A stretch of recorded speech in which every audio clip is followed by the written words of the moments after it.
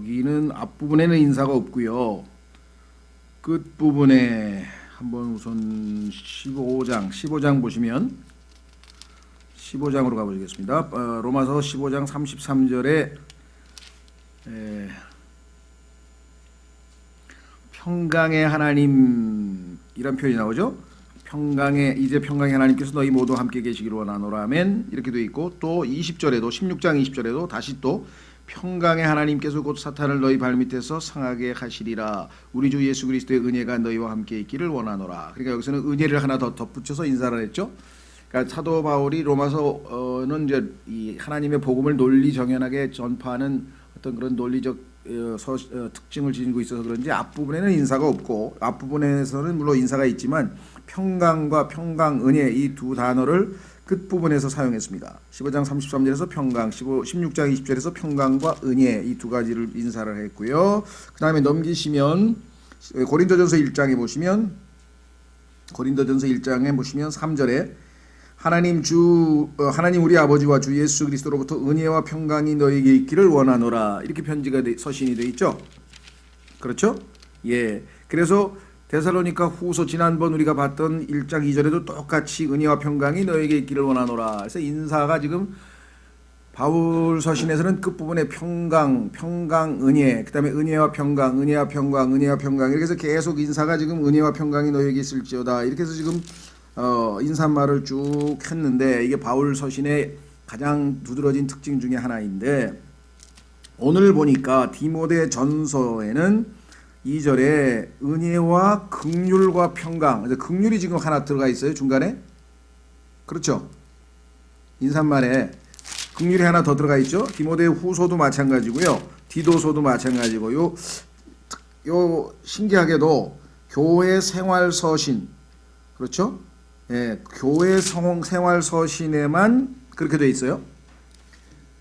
빌레몬서로 가면 다시 은혜와 평강으로 해서 원래 특징으로 돌아갑니다. 그러니까 우리에게 뭔가 암시하고 있는, 시사하고 있는 내용은 무엇인가? 교회 생활 서신에만 죄송합니다. 교회 생활 서신에만 사도 바울이 이 긍휼이라고 하는 것을 집어넣은 것으로 봐서 이런 해석이 가능할 것 같아요. 교회 생활을 하는 데 있어서는 은혜와 평강만 가지고는 좀 부족하고 긍휼이 필요하다, 이렇게 생각할 수가 있어요. 그게 무슨 소리냐? 여러분도 아시다시피 제일 힘든 게 교회 생활입니다. 우리를 제일 기쁘게 하는 것도 교회 생활이지만 제일 힘들게 하는 것도 교회 생활이거든요. 왜냐?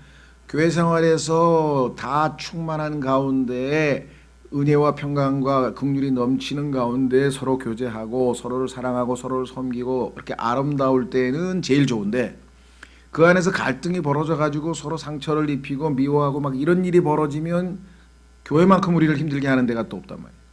그렇죠? 이거는 세상 사람들도 마찬가지예요. 세상 사람들은 뭐라 하면 가족이라 그래요. 가족. 우리는 이제 영적인 가족이니까 이제 교회고요.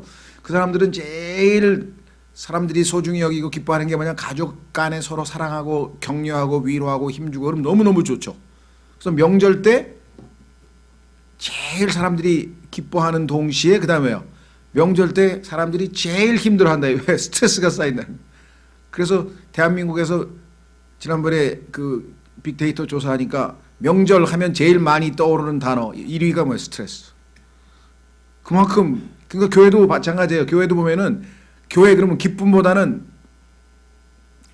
이 상처, 그렇죠? 힘든 거, 이게 떠오를 경우가 굉장히 많아요. 그래서 요즘 혹시 여기서 가나안 성도란 말 들어보신 분 계시나요? 가나안 성도. 가나안 성도라는 용어, 말을 들어보신 분 한번 손 들어보세요. 나 그거 들어봤다. 여기 들어보셨구나. 네. 우리는 이 교계에 관해서 여러분들이나 저나 뭐 별로 그렇게 크게 관심을 갖지는 않습니다. 왜냐하면 우리는 성경도 다르고 또 교리도 다르기 때문에 그분들은 뭐 이미 좀 어떻게 보면 우리가 가고자 하는 그 길과는 좀 많은 이 차이가 나서 킹잼 성경 진영에 있는 형제 자매들끼리만 교제하고 우리끼리만 하지만, 사실 우리 대한민국 안에는 킹잼 성경 진영이 아니더라도 구원받은 하나님의 자녀들이 꽤 있잖아요. 근데 그런 의미로 봤을 때 그분들 뭐 거기에는 이제 교회만 왔다 갔다 하고 그리스도인이 아닌 사람이 뭐 태반이긴 해요. 예를 들면 뭐 개신교 860만 중에 글쎄 뭐 많이 잡아서 뭐 150만 모르겠어요. 200만이나 될려나 구원받은 사람이 전 잘 모르겠어요. 그건 뭐 알 수는 없지만 뭐 우리가 대충 그렇다고 치더라도 상당수 많은 사람들이 가나안을 우리가 생각하는 약속의 땅 가나안, 또 성경에 나오는 그 이 함의 아들 가나안. 그래서 원래 가나안은 성경에서는 나쁜 의미로 쓰여요. 그런데 그 가나안 땅을 하나님께서 유대인들에게 주어서 그게 약속의 땅이라는 의미로 바뀌어 가지고 우리나라 사람들은 가나안 제과, 가나안 농군학교 뭐 이래 가지고 가나안이 좋은 뜻으로 쓰여요. 무슨 말인지 이해가 되세요? 성경에서 가나안은요 하나님께 처음으로 저주를 받은 사람이에요. 함의 자녀로서 노아의 그 아버지 노아를 뻘거벗은 모습을 보고 사람들한테 막 알려가지고 저주를 받은 사람이 함이어야 되는데 함은 이미 하나님의 축복을 받았기 때문에 그의 아들 가나안이 아버지를 대신해서 저주를 받고 그 이후에 가나안 족속은 성경에서 계속해서 하나님을 대적하는 마귀 편에 선 사람들을 우리가 가나안 사람들이라 그런단 말이에요. 가나안의 열 족속, 가나안의 열 민족 이러는데 어쩌다 보니까 이 가나안 땅을 하나님께서 이스라엘에게 줘서 이스라엘에는 약속의 땅이 되다 보니까 우리나라에서는 가나안 농군학교, 이 가나안이란 자체가 성경에서는 나쁜 이름인데 좋은 뜻으로 뭐 기독교 이 사회 운동을 일으킨 김용기 장로가 뭐 했던 뭐 그다음에 뭐 심지어는 가나안 제과도 있습니다. 근데 해가 어쨌거나 가나안이라는 이름이 그래서 이제 유명하니까 가나안 성도 그래서 사실은 그건 뭐냐면요 가나안이 거꾸로예요. 안 나가. 교회를 안 나가는 성도들을 가나안 성도라고 지금 부르고 있습니다. 그러니까 갈 교회가 없다는 거예요. 너무나 힘들고 그래서 정말 이 긍휼이 하나님께서 불쌍히 여기는 긍휼이 있지 않고서야 어떻게 교회 생활이 가능하겠는가.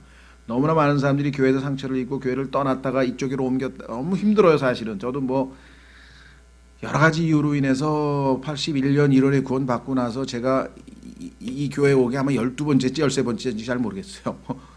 예, 중간에 뭐 가톨릭도 가봤다가 하여간 뭐 왔다 갔다 했는데 그만큼 지금도 교회를 찾아다니는 사람들이 의외로 많다가 나갈 교회가 없다 그래서 안 나가 가나안 성도가 돼버린 거예요. 그래서 그 가나안 성도들을 위해서 또 목회하는 사람도 또 있어. 예, 교회는 아니지만 그 사람도 어떻게든지 돌봐야 되겠다 뭐 또 이런 분들이 계시더라고요. 국민일보에 보니까. 자 어쨌거나 얘기가 좀 빗나갔는데 그만큼 교회 생활 서신에 긍휼이라고 하는 것이 들어갔다는 것은 하나님이 우리를 불쌍히 여기지 않으면 교회 생활을 제대로 해낼 수가 없다는 것을 여기서 암시하고 있는 것 같은 그런 느낌을 받습니다. 자 교재로 가겠습니다. 디모데전서는 어떤 책인가? 디모데는 이방인 아버지와 유대인 어머니 사이에서 태어나 이제 사도행전 16장에 보면 언급돼 있죠. 성경 교육을 받으며 자랐고 그래서 특히 외할머니와 어머니로부터 성경 교육을 받았다고 성경에 써 있습니다. 우리나라도 보면 뭐 그런 얘기 많이 하죠. 뭐 세계적으로 대한민국 남자보다는 여자들이 더 막 운동에도 두각을 나타내고 뭐 여러 가지 면에서 바이올린도 그렇고 뭐 하여간 뭐 그런 얘기들을 종종 하는데 그러니까 성경에도 보니까 이 디모데를 키운 외할머니 아마 그다음에 로이스인가요? 그다음에 유니게라고 하는 어머니 얘기가 나오는데요. 어쨌거나 아마도 바울에 의해 주님께로 인도되었을 것이다. 아들이라고 한 걸 보면 바울은 제2차 선교 여행 때 루스드라에서 디모데를 만났습니다. 당시 디모데는 디모데 영어로는 티모시라고 하죠. 티모시라고 하는 이름이 아주 이 서양에서는 좋은 이름이에요. 왜냐하면 바울의 수제자고 그래서 아주 긍정적인 이미지가 있죠. 자, 당시 디모데는 루스드라와 이고니움 지역의 형제들 사이에서 평판이 좋았습니다. 훌륭한 그리스도인이라고 좋은 간증을 보였습니다.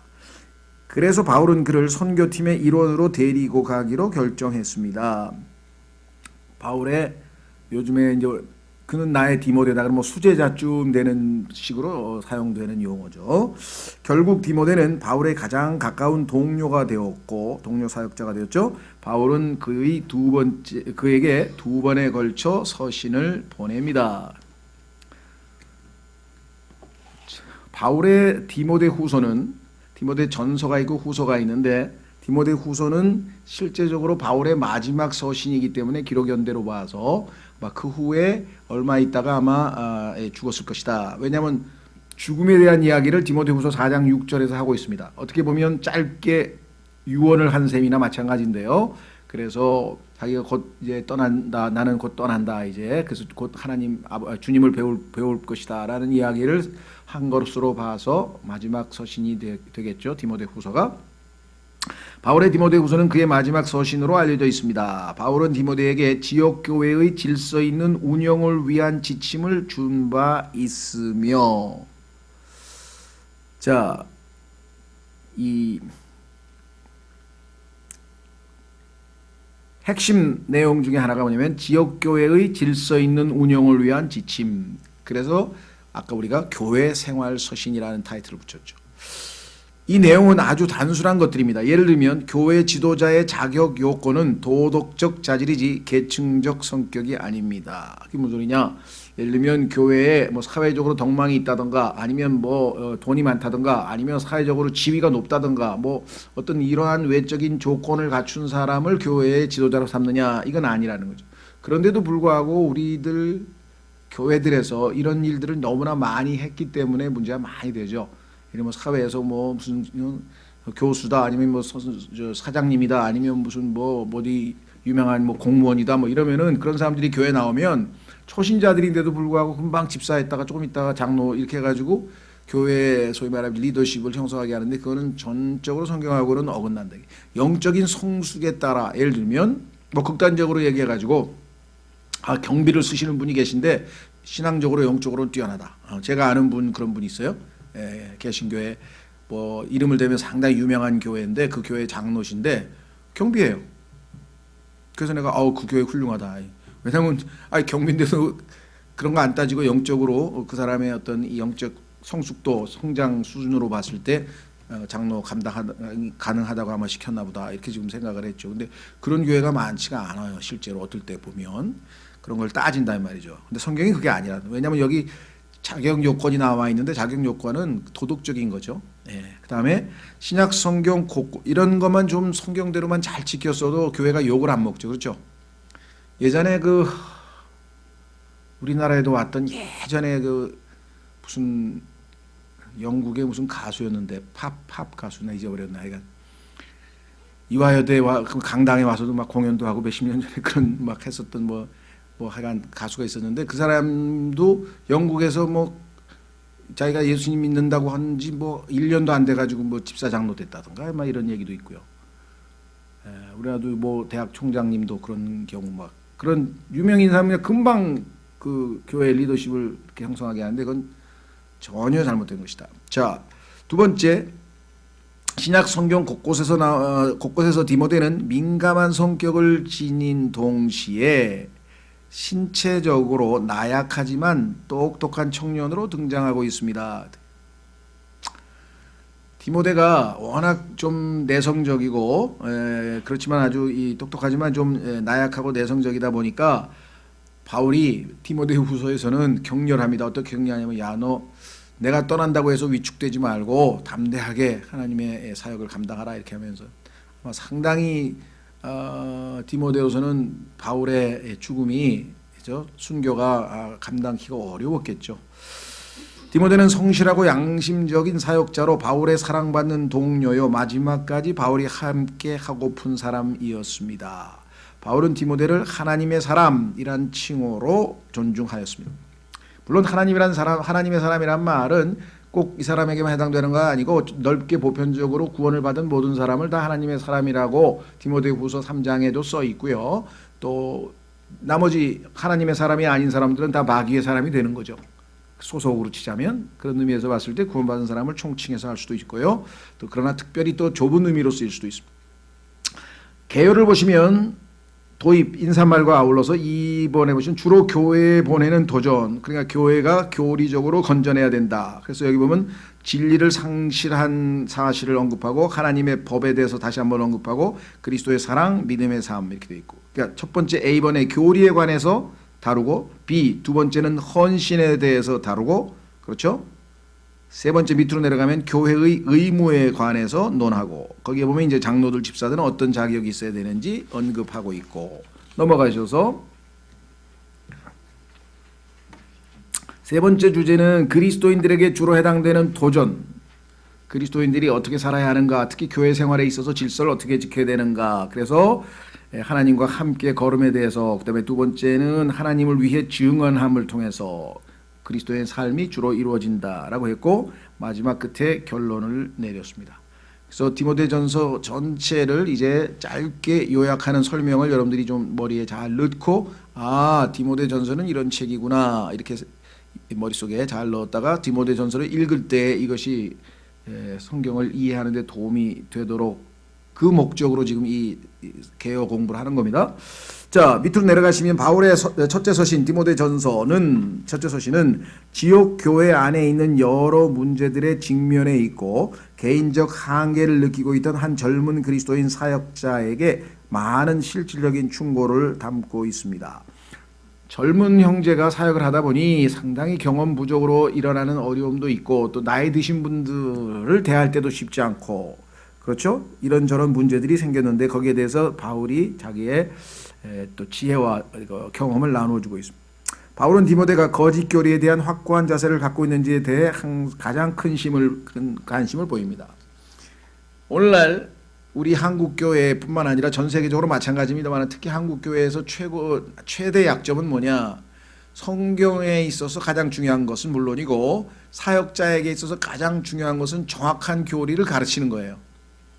그런데 우리나라에서는 존경받는 목사님 그러면 정확한 교리를 가르치는 게 아니라 섬김과 봉사 쪽으로 초점을 맞췄어요. 희생정신. 그렇죠?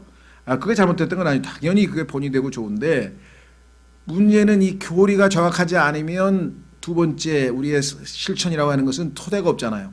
교리, 진리의 토대를 해서 실천이 이루어져야 되는데 교리가 잘못되면 얼마나 큰 문제가 발생하는가. 우리 주변에도 너무나 많은 문제가 생기고 있습니다. 그래서 바울은 디모데에게 너는 교리에 전념하라. 그리고 나서 이제 행실에 대한 얘기를 하는 거예요. 그렇죠? 그래서 여기 첫 번째가 뭐냐면 교리 문제였습니다. 이것은 뭐 아무리 강조해도 지나치지 않는데 우리나라에서는 이 교리라고 하는 단어가 성경에서 교훈이라고 바뀌어서 엄청나게 많이 사라져 버렸고요. 더더군다나 예를 들면 교리하면은 거의 대부분의 사람들이, 교회 다니는 사람들도 첫 번째 교리 어려운 거 아니야? 거부감, 부정적 이미지. 두 번째 교리 싸움, 교리 논쟁. 우리나라에 그렇게 교파가 많은 게 다 그게 교리 싸움 때문이라면서, 이래서 교리 자체를 일단 들어가면서 부정적인 이미지를 심어 놓았는데 이게 마귀의 교활함입니다. 성경에서 교리라고 하는 것은 하나님의 주제별 진리예요. 예를 들면 교회에 관한 진리 그러면 교회에 관한 교리, 그렇죠? 종말에 관한 진리 그러면 종말 교리. 그다음에 뭐 이 모든 교리가, 진리가 정확해야 그 다음에 우리가 그것에 입각해서 삶을 살고 실천해내야 될 거 아니겠어요? 근데 이 교리를 그렇게 부정적으로 많이 해놓으니까 교리만 가르치지 뭐 여기는 뭐 이렇게 부정적으로들 얘기를 많이 합니다. 그러나 교리가 잘못 가르쳐지면 그 다음에 나머지 행실은 잘못된 거죠. 왜? 뭐 모래 위에 집을 짓는 거나 마찬가지니까. 그래서 여기 지금 교리 문제를 바울이 짚고 넘어갔습니다. 그래서 나중에 보면 그 마귀들의 교리에 대한 얘기도 4장에 가면 나오죠. 그만큼 마귀들도 엉터리 교리들을 가르치고 있으니까 선한 교리, 건전한 교리, 참 교리, 올바른 교리. 자, 그다음에 바울은 이미 많은 형태의 거짓 교리가 등장했음을 경고합니다. 두 번째는요, 바울은 기도의 활력과 범위에 대한 지침을 주고, 기도가 사역에 있어서 얼마나 중요한 건가. 그 다음에 지역 교회 안에서 여자의 지위는 가르치는 것이 아니고 진리로 옷 입는 것임을 주장합니다. 하나님께서 정하신 질서는 가족에 있어서도 남자가 여자의 머리고 교회 안에서도 당연히 그와 같은 질서가 있어야 된다. 그러면 성경을 많이 아는 여자들은 못 가르치느냐? 아니죠. 주일학교도 가르칠 수 있고요. 아직 어린아이들, children, 어른이 아닌, 남자 어른이 아닌 경우에 가르칠 수도 있고, 또 여자분들끼리 서로 모여서 성경 공부할 때 성경을 잘 아는 자매님이 리더로서 가르칠 수도 있고 하지만, 형제 위에 권위를 행사할 수 없다는 얘기는 형제들이 있는 곳에서는 성경을 가르친다거나 뭐 대표 기도를 한다든가 이렇게 해서 권위를 행사해서는 안 된다. 그건 하나님의 질서에 어긋난다는 것이죠. 자, 그 다음에 이어서 장로들과 집사들의 자격 요건이 제시됩니다. 교회에서 지도자의 위치를 갖고 있는 자들에 대한 하나님의 영께서 요구하시는 수준은 매우 높습니다. 특히 장로는 집사보다 2배나 더 많아요. 자격 요건이. 그러니까 왜냐? 자, 여기서도 이제 용어 정리가 좀 필요한데요. 성경에 보면 빌립보서 1장에 보면 교회는 세 종류의 사람들로 구성되어 있어요. 이 교회는. 자, 한번 보세요. 빌립보서 1장 1절에 딱 성경에 써 있죠. 어떤 교회든지 나는 이 교회의 성도다. 모두가 성도죠, 일단. 그런데 그 성도들 중에는 모두가 다 성도인데 성도 아닌 사람도 있죠. 지역교회는. 왜? 교회는 아직 다니는데 아직은 구원 못 받고 교회를 다녀보고 있는 사람들도 덜어 있어요. 또 어떤 사람은 꽤 다녔는데도 아직도 확실하게 구원 받았는지 모르는 사람도 덜어 있어요. 덜어. 그러니까 어쩔 수 없어요. 그러니까 그러나 기본적으로 일단 구원받은 사람들을 성도라고 하는데, 자 보십시오. 빌립보서 1장 1절에 예수 그리스도의 종 바울과 디모데는 빌립보에서 그리스도 예수님 안에 있는 모든 성도들과, 빌립보라고 하는 도시에 있는 성도들, 두 번째 빌립보에 있는 교회는 성도들로 구성되어 있고, 두 번째 감독들, 세 번째 집사들. 그러니까 성도들 중에서 하나님께서 감독들이나 집사들로 임명한 사람들이 있는 거예요. 그렇죠? 자, 그래서 성경에 보니까 이 집사들은 어떤 사람들이냐, 이제 자격 요건이 나오죠. 네. 뭐 하나님의 남편이어야 되고, 뭐 성령으로 충만하고, 뭐 등등등등 이렇게 쭉 나오는데, 집사들이 하는 일은 뭐냐면은 행정입니다. 행정. 일반 행정. 예, 교회를 뭐 이 모든 그 뭐 회계 돈 문제도 관리하고, 그다음에 성도들에게 필요한 모든 뭐 엘리면 뭐 음식도 준비하고, 또 뭐 하여간 이 교회의 모든 필요한 외적인 행정적인 일들을 다 담당합니다. 그래서 집사 뭐 5명이서 분담해서 이렇게 하고, 뭐 이렇게 다 봉사도 하고, 그렇게 하는 게 1차적으로 집사들이 하는 일이고, 물론 성도들도 다 하지만 직책을 갖고 하는 사람 우리가 집사들이라고 하고요. 두 번째는 감독들인데, 이게 이제 좀 용어가 어려워요. 성경에 보니까 장로들을 임명하라 그랬어요. 그럼 성경에서 장로는 누구냐? 일반적으로 60세 이상의 나이 든 사람들을 장로라 그래요. 장로란 말은 나이와 관계되어 있어요. 그래서 영어에서 엘더라고 하는 말은 성경에서 구약에서도 보면 나이 든 사람들이잖아요. 그렇죠? 그러니까 사회적으로도 보면 나이 든 사람들이 원로급이잖아요. 그래서 옛날에는 세상에서는 장로란 용어를 안 쓰고 원로란 말 써요. 왜? 교회의 용어니까. 장로는 교회의 용어다 보니까. 구약에서도 장로가 있었고요. 당연히. 왜? 나이 든 사람이 있었으니까. 그러면 성경에서는 꼭 장로라고 해서 이제 70대에서 갓 예수님 믿었다. 그럼 그 사람이 장로냐? 그러니까 이 영적인 의미도 거기에 같이 부여되어 있어요. 그러니까 자, 보통 어떤 사람이 뭐 한 15살에 믿었다, 20살에 믿었다 그러면 한 60쯤 됐으면 40년을 예수님을 믿은 거 아니겠어요? 그러면 어느 정도 영적으로도 세월이 지나면서 성장했다는 것을 객관적으로 우리가 봤을 때 그 정도 되면 뭐 장로다. 그럼 나이 60 정도 넘은 장로들이 한 교회에 뭐 한 20명 된다. 그렇죠? 그럴 때 그 장로들 중에서 임명하라. 이게 뭘로 임명하냐? 감독으로 임명하라. 그러니까 디도서에 보면은 장로를 임명하라 그렇게 나와 있고, 감독의 요건은 하고 이렇게 밑에 써 있어요. 그러니까 장로들이 다 감독은 아니에요. 장로라고 하는 것은 20명 정도 되는 나이 든 60세 이상의 사람들 가운데에서 보니까 그 중에서 한 3명 정도가 어떤 그 감독으로 직책을 수행하면서 영적인 일, 예를 들면 교회에 대해서 적응을 못하고 상처를 입고 힘들어하면 가서 격려도 하고 위로도 하고 또 기도도 하고, 또 질서에서 무질서하게 하면서 막 교회에서 막 잘못된 교리로 막 이렇게 사람들하고 막 잘못된 교제를 할 때는 지혜롭게 또 제재도 하고, 그래서 약간 영적인 것들을 총괄해서, 감독이란 말은 오버사이, 위에서 이렇게 돌보는, 영적인 일들을 돌보는 사람들을 감독들이다. 이렇게 성경에서 얘기합니다. 그래서 성도들, 집사들, 감독들 이렇게 돼 있어요. 구성원이. 그러면 목사는 뭐 어디 있냐? 이게 목사. 그러니까 사람들이 지금 감독하고 목사하고 장로하고 똑같은 거다. 보통 이렇게 일반 독립침례교회들에서 많이 가르쳤어요. 그런데 그게 뭐 100% 틀렸다 이런 얘기는 아닙니다. 문제는 어디 있냐면 성경에서 얘기하는 집사들, 감독들은 직분이라 그래요. 직분. 그래서 자격 요건을 하나님이 써놨어. 집사는 이런 자격이 있는 사람을 집사로 시켜라. 감독은 이러이러한 자격을 갖춘 장로들 중에서 뽑아라. 그래서 임명하라. 그래 돼 있죠? 예. 그리고 교회에서 그러면 설교를 담당하고 성경을 가르치는 목사 겸 교사, 목사 겸 교사라고 되어 있는 에베소서에 나와 있는 그것은 직분이 아니라 은사예요. 은사라고 하는 것은 뭐냐면 하나님께서 예수님을 믿을 때 그 사람에게 준 선물이야. 그래서 그 사람은 하나님의 말씀을 요령 있게 잘 가르치고 잘 설교해서 성도들에게 하나님의 말씀을 잘 공급을 하실 수 있는 은사가 있는 사람들이죠. 그렇죠? 무슨 말인지 이해가 되셨죠? 자, 그래서 디모데는 지금 목사입니다. 목사 겸 교사예요. 그래서 디모데에게 뭐라고 지금 부탁했냐면 장로들 중에서 감독으로 임명을 해서 그분들로 하여금 교회를 질서 있게 영적인 일을 담당하게 하고 집사를 임명해서 집사들로 하여금 교회의 모든 행정적인 일들을 다 담당하게 해서 교회가 질서 있게 하나님을 잘 섬기도록 하라 이렇게 되어 있습니다. 그런데 목사 겸 교사를 은사를 발휘하는 그 목사가 또는 이 교사가 나이가 60 되고 60 가까이 되고 하여간 나이가 어느 정도 들어서 감독에 해당되는 자격 요건을 갖추었을 때에는 그분이 감독의 직분도 할 수 있는 거죠. 은사를 발휘하면서 감독의 직분을 주로 발휘한다. 그래서 이제 독립침례교회에서는 이 감독과 목사를 그냥 같이 붙여서 하나로 보려고 하는 경향이 있지만 예를 들면 디모데 같은 경우는 젊은 목사란 말이죠. 근데 성경에 보니까 감독의 자격 요건에는 나이가 필요한 거잖아요. 엘더, 즉 나이 든 사람들 중에서 뽑으라 그랬잖아요.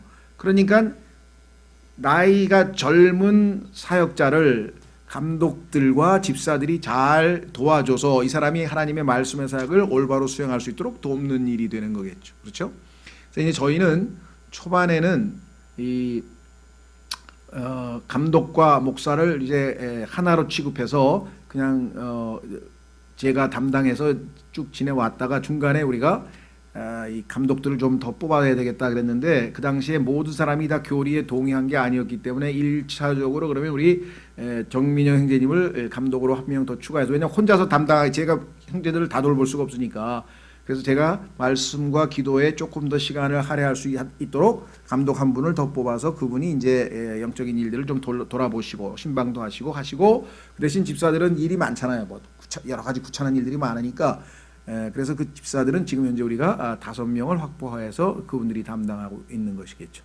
자, 그래서 이 문제에 대해서는 뭐 교회론에 가서 또 여러분들이 배우는데 조금 지금처럼 얘기한 것과 다르게 얘기할 수도 있습니다. 왜냐하면 아까도 얘기한 것처럼 감독, 장로, 목사가 같은 용어인데 같은 것인데 용어를 좀 달리 쓸 뿐이다 이렇게 가리키는 경우가 이제 독립침례교회는 많아요. 그래서 독립침례교회는 사실은 한 90% 정도가 목사 한 사람, 그다음에 집사 한 서너 사람 뭐 이렇게 해서 운영하는 데가 많고 저처럼 예를 들면 제임스 낙스 목사 교회라든가 이 왜 감독이 더 필요하냐? 성경에는 감독이라는 단어가 나올 때는 항상 복수로 나옵니다. 단수로 나오질 않아요. 감독들만 나와요, 항상. 그래서 감독이 혼자서 할 수가 없는 거죠, 사실은 힘드니까. 근데 이제 초반에 몇 명 안 되고 뭐 교회가 20명밖에 안 된다. 그럼 집사 한 명하고 감독 한 명만 있어도 충분한 거죠, 예를 들면. 그래서 다시 한번 말씀을 드린다면은 성경에 보면 감독과 집사는 직분이에요. 자격 요건이 요구되고 목사 겸 교사는 자격 요건이라는 게 아니라 하나님이 주신 은사예요. 그 은사를 그냥 발휘를 하는 게 성도를 섬기는 겁니다. 자, 어쨌거나 하여간 이와 같은 것들에 대해서는 교회 조직이나 이런 문제에 대해서는 사실은 100% 일치하지를 않습니다. 그래서 우리가 관용적으로 대하자. 그렇죠? 조금씩 교회들마다 실천을 달리 하더라도 우리가 그 교회, 지역 교회를 존중해 주면 되는 거겠죠. 자, 그래서 우리가 어디까지 왔습니까? 밑으로 내려갑니다. 디모데는 모든 일에 있어 본이 되어야 하고 자신의 젊음이 방해거리가 되도록 해서는 안 됩니다. 바울은 다가올 배교에 대해 언급하면서 그 배교의 영과 형태를 간략히 설명합니다. 지역교회 안에서는 질서와 사랑과 영적 은사들의 실행이 실천되어야만 합니다. 진정한 과부들은 교회가 지원해 주어야 하지만 친척이 있는 자들과 젊어서 스스로 자기 부양이 가능한 사람들은 다른 지체들로부터 구제를 기대해서는 안 됩니다. 성경에서도요, 60세가 넘은 과부의 경우에 친척이 하나도 없어서 누가 도와줄 사람이 없는 경우에만 교회에서 이 구제를 해서 생활할 수 있도록 도와주도록 그렇게 했습니다. 자, 장로들에게는 그에 합당한 존경을 표해야 하며 종들은 주인들에게 신실하게 복종해야 하며 특히 믿는 주인을 갖게 된 종들은 더욱 그러합니다. 교회 안에서의 질서에 대해서 상당히 자세하게 언급하고 있다라고 하는 것을 말씀을 좀 드리는데요. 자, 거기서 뒷부분 어디야? 지난번에 처음에 디모데전서 그 처음 교재 처음에 보면요. 지난번 그 이 책이 조금 지난번에 편집이 좀 잘못됐다 그랬죠. 기억나세요? 네, 그거 디모데전서라고 쓴 바로 위에 두 패러그래프가 지금 이 디모데전서의 결론입니다. 결론적으로 거기서부터는 디모데전서 끝부분에 해당됩니다. 연결이 결론적으로 바울은 이득이 하나님을 따르는 것이라고 생각하는 위험과 부자가 되고자 하는 갈망하는 위험에 대해 경고합니다. 돈을 사랑함이 모든 악의 뿌리라고 말합니다. 바울은 부자들에게 그들의 부를 영원을 위해 사용하라고 권면합니다. 이게 6장에 나와 있는 부분인데요. 이 서신이 디모데에게는 큰 격려가 되었을 것입니다. 또한 그 이후에 모든 지도자들에게도 그리했을 겁니다. 바울이 미리 내다보았던 그 배교가 점점 더 가까이 오고 있는 시대에 우리 모두는 바울의 분명한 메시지에 더욱 귀를 기울여야만 합니다. 자, 그래서 디모데 전서에 대한 전반적인 개요를 살펴보았고요. 두 번째 디모데 후서로 가겠습니다. 디모데 후서는 말씀드린 것처럼 바울의 일종의 유언과 같은 마지막 서신입니다. 그래서 거기에 보면은요, 마지막 날들에 대한 경고도 나와 있어요.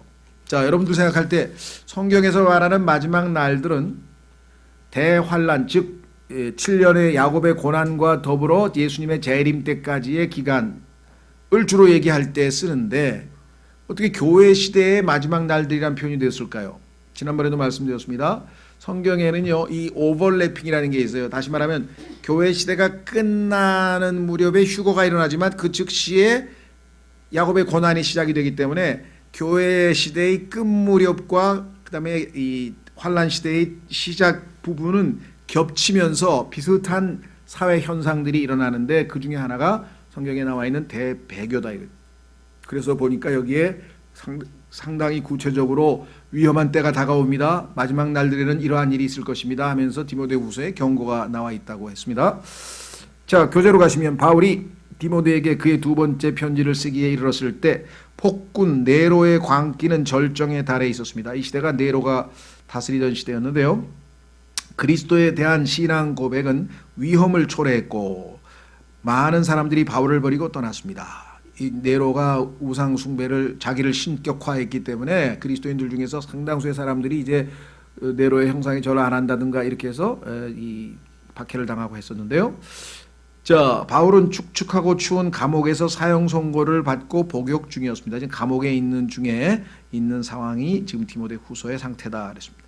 개요. 첫 번째는 도입 인사말이고요. 여기에도 아까도 얘기한 것처럼 긍휼이 또 들어가 있다는 것. 두 번째, 현재의 시험들, 어떤 시험들에 직면해 있는가. 디모데의 개인적인 책임들에 대해서 얘기했습니다. 그래서 여기 보시면 믿음을 발전시킨 것과 아울러서 두려움을 쫓아낼 것. 지금 자, 마지막 때뿐만 아니라 바울이 지금 자신의 죽음에 대한 언급을 하고 있기 때문에 두려움을 쫓아낼 것. 자, 그 다음에 B번으로 가면 디모데의 목사로서의 책임들, 디모데가 지금 목사로서 해야 될 책임들에 대해서 얘기를 했는데 그 디모데의 그 해야 할 일을 성경에서는 한 대여섯 가지로 나누었어요. 이것은 꼭 목사만 하는 건 아니고 그리스도인에게도 다 적용이 가능하겠죠. 첫 번째는 청지기가 돼야 된다 그랬어요. 두 번째는 군사가 돼야 된다 그랬고 세 번째는 성공의 본이 돼야 된다. 성공의 본. 그래서 이때는 달리기 시합에서 우승하는 그런 승리의 본이 돼야 되고요. 그 다음에 운동선수로서의 성공의 본이 첫 번째가 운동선수, 그 다음에 두 번째는 농사를 잘 지어서 열매를 많이 얻는 농부로서의 성공, 그 다음에 네 번째는 고통을 견뎌내야 된다. 다섯 번째는 배우는 사람이어야 한다. 여섯 번째는 종, 섬기는 사람이어야 된다 그랬습니다. 자, 그 다음에 세 번째 보면 예언된 시험들, 마지막 때에 있어야 될 시험들에 대해서 설명하는데요. 첫째, A번에 대배교가 다가올 것임. B번, 대사도의 죽음이 다가올 거 있음. 자, 특히 이 바울은 자신의 죽음에 대해서 누가 봐도 정말 이건 하나님께서 이렇게 지혜롭게 자신의 생을 정리할 수 있을까 싶을 정도의 간략하면서도 핵심적인 얘기를 전했습니다. 한번 확인해 보겠습니다. 디모데후서 4장으로 가시면요. 제가 구원받고 한 1년쯤 됐을 때 이 설교를 들었는데 참 지금으로부터 만 38년 전입니다. 38년이나 됐는데도 그 설교가 안 잊혀져요. 왜? 너무나 뭐랄까요? 마음에 와 닿았기 때문에. 자, 디모데후서 4장에 보면 바울은 이제 자신을 하나님께서 데려가실 때가 됐다는 사실을 하나님께서 어떻게인가 어떤 방식으로인지 알려준 것 같아요. 그래서 이렇게 얘기를 합니다. 6절. 이제 내가 내 자신을 헌물로 드릴 준비가 되었고 살아있을 때에도 살아있는 희생물로 하나님 앞에 늘 자신을 들여서 헌신을 했던 바울에게 이제는 죽는 순간에도 생명을 하나님께 내어놓겠다.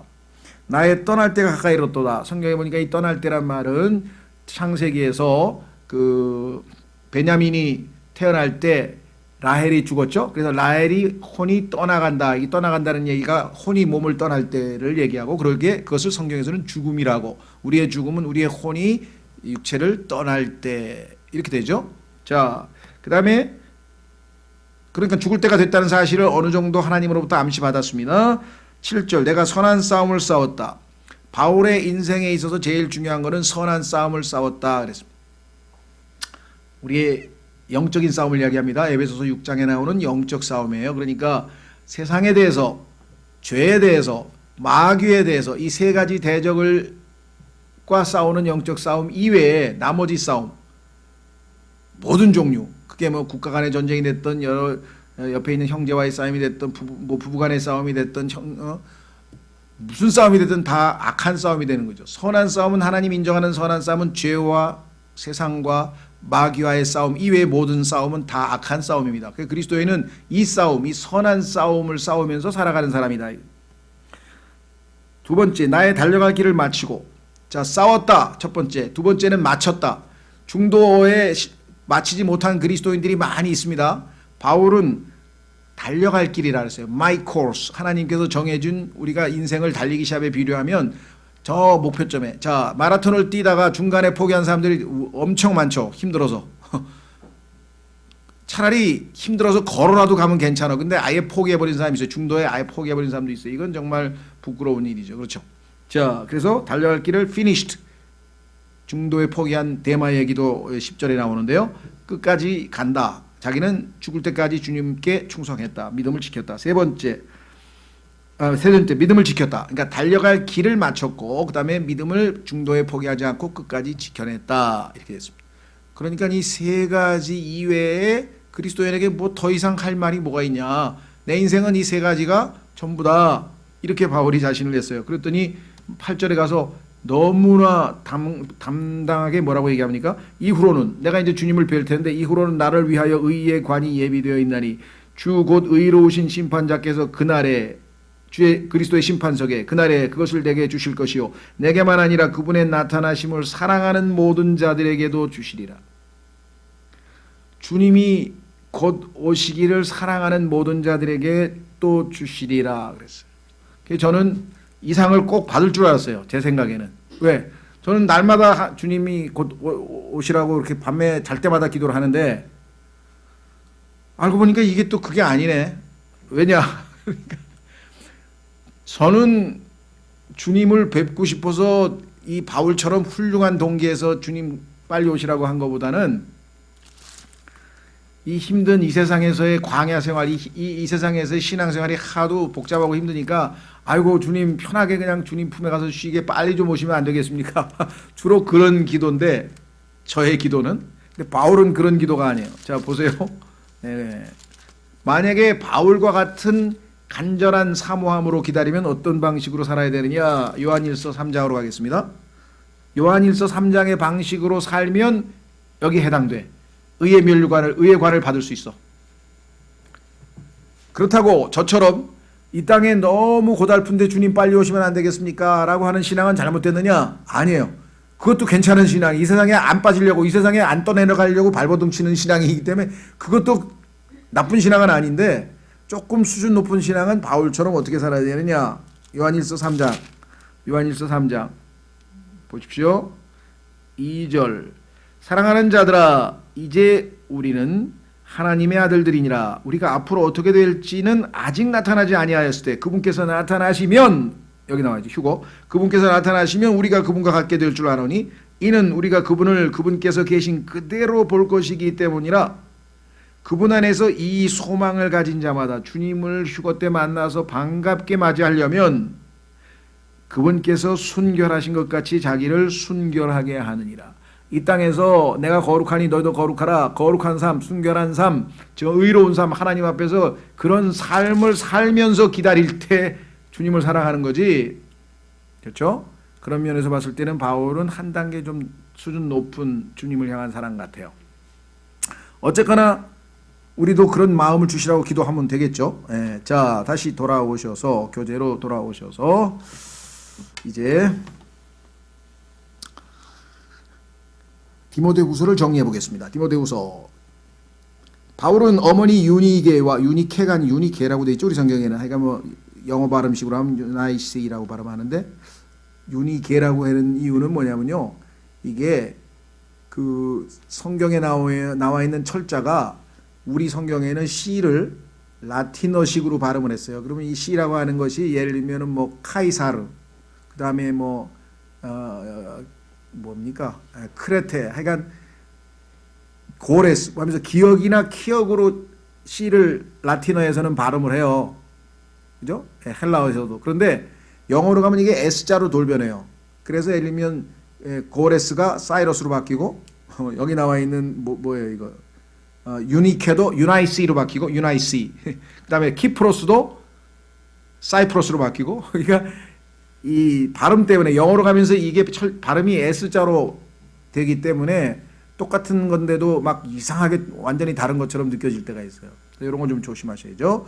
자, 그러니까 외할머니 로이스 두 사람이 디모데에게 커다란 영적 우산을 남겼음을 상기시킵니다. 따라서 디모데는 이에 입각해서 또한 교회의 지도자로서 부르심을 받았고 은사를 받았으며 사역을 위임받은 사실에 입각해서 자신의 믿음을 발전시켜야 할 의무가 있는 것입니다.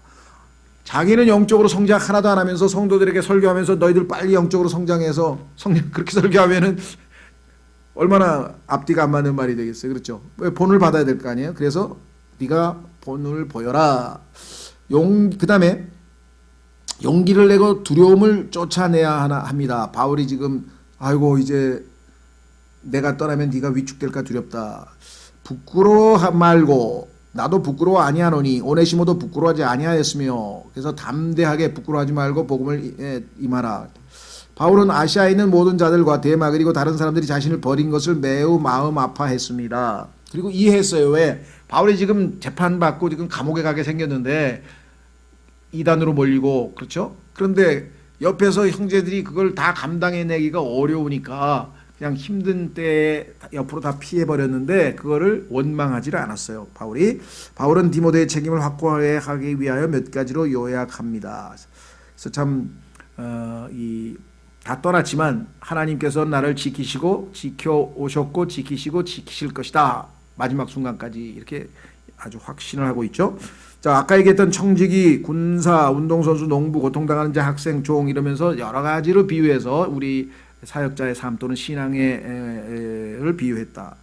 디모데후서에서 바울은 다가오는 배교에 대해 설명하고 시험의 때를 대비하여 주의 종들을 무장시키고자 했습니다.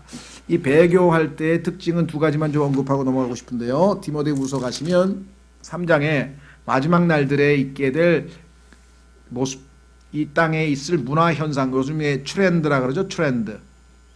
뭐 요즘 트렌드에는 여러 가지가 있는데 그 중에 보면 이거 웬 무슨 그 뭡니까 미투서부터 시작해가지고 막 무슨 얘기가 밤낮 그런 얘기만 하고 지금 우리 사회가 그렇죠. 두 번째, 결혼 안 하고 하여간 뭐 애기 안 낳고 뭐 하여간 뭐 혼자 사는 것도 엄청나게 또 많이 나오죠.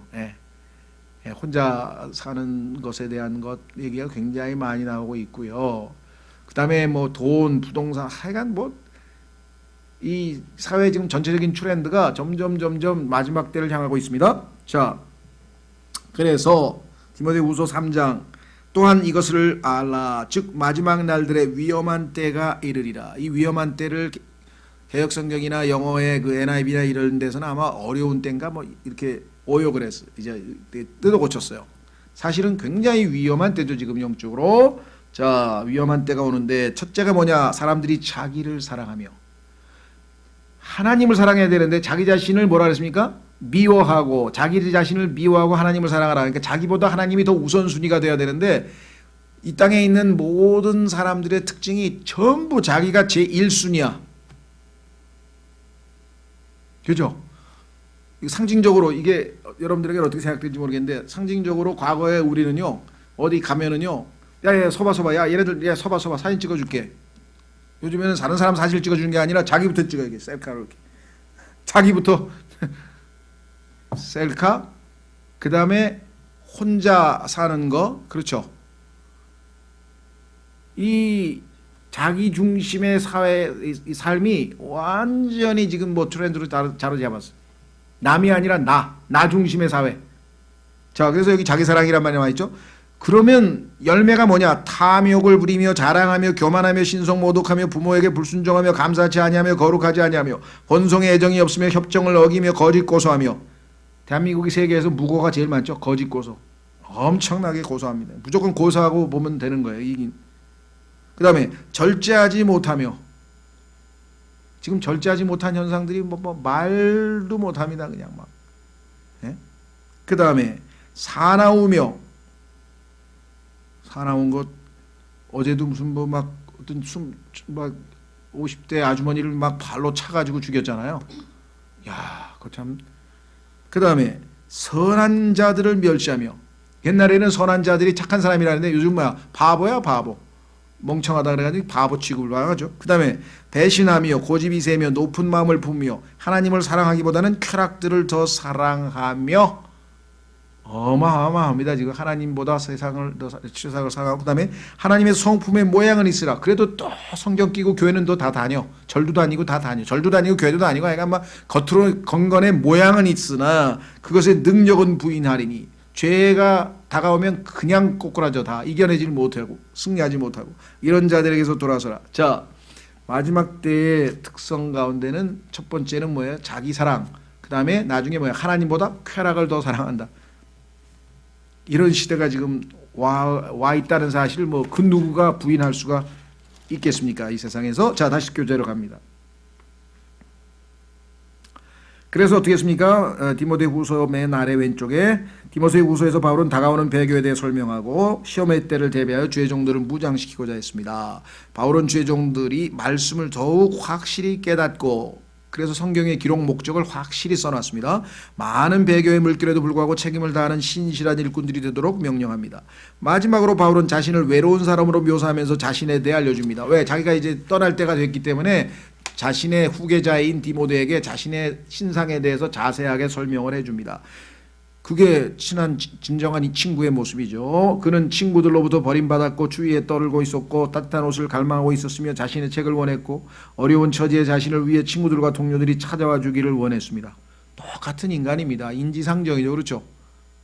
뭐 바울이 뭐 대사도니까 뭐 바울은 뭐 아무것도 안 먹고 아무것도 필요 없냐? 아닙니다. 추워서 지금 옷이 필요하니까 옷 좀 갖다 달라고 부탁하고 있고요. 다 똑같은 인간입니다. 다만 하나님께서 순수한 이 사람의 믿음과 순종을 사용하셔서 위대한 일을 하셨을 뿐이죠. 자, 그래서 그럼에도 바울은 또한 이 모든 상을 이겨내며 다가올 왕관을 기대하고 있습니다. 우리 금방 읽었죠? 바울이 영광스러운 마지막을 기다렸듯이 우리 또한 영광 안으로 풍성하게 들어갈 수 있는 삶을 살도록 주님께서 우리를 독려해 주시기를 바랍니다. 바울도 그 얘기했어요. 내가 너희들이 나와 함께 이렇게 영광스러운 주님 모습으로 주님을 만나도록 수고하며 성경을 가르치고 너희를 격려하고 이제껏 사역한 게 다 그 목적 이외에 뭐가 있겠냐. 디모데에게 보낸 바울의 서신서들은 디도서와 함께 목회 서신이라고 불립니다. 아까도 말씀드렸죠. 그러나 이제 조금 넓게 보면 교회 생활 서신. 바울은 하나님의 아들을 향해 진정한 목자의 마음을 지녔으며 하나님의 백성의 영적 필요를 돌볼 중요한 일들을 하도록 다른 사람을 훈련시키는 것을 자신의 책임으로 여겼습니다. 그래서 제자를 디도, 디모데 잘 키워냈죠. 그 이외에도 뭐 성경에 언급되지 않은 바울의 제자들은 많이 있죠. 성경 그 어디에서도 이 세서 신서에서만큼 교회의 목회적 사역에 대해 많은 지침을 주는 것을 찾아볼 수 없습니다. 그래서 우리는 교회 생활 서신이라 또는 목회 서신이라 한다. 자, 그다음에 이제 또 다른 바울의 동역자요, 정말 영적인 친구죠. 친구라고 할 수 있는 디도, 타이터스 디도인데요. 자, 디도는 바울의 사역 중 비교적 이른 시기에 회심하였습니다. 그는 디모데처럼 젊었고 은사가 있었으며 바울과 친밀한 관계를 맺고 있었습니다. 유사한데요. 차이점 뭐냐? 디모데가 절반은 유대인 핏줄이어서 바울에 의해 할례를 받은 반면에 디도는 전적으로 이방인이므로 할례를 받지 않았습니다. 디모데는 고린도와 에베소로 보냈고 디도는 고린도와 크레테셈으로 보냈습니다. 그래서 여기에서 교회를 가르치도록, 성경을 가르치고 목회를 하도록 했죠.